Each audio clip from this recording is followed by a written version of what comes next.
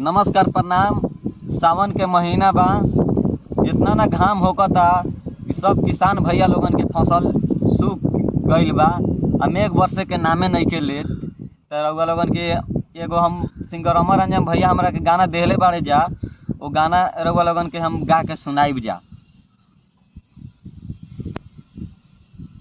बरसे न मेघ बड़ी उगत घाम जी, कैसे किसान के फसल रोई रही राम जी।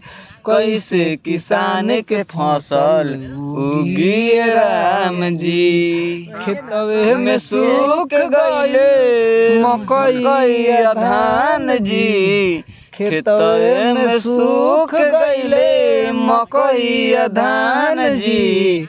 कैसे किसान के फसल उगी राम जी। कैसे किसान के फसल उगी राम जी। आप सभी के निमन लागल होई तो कमेंट में और लाइक और सब्सक्राइब जरूर करम जा। धन्यवाद।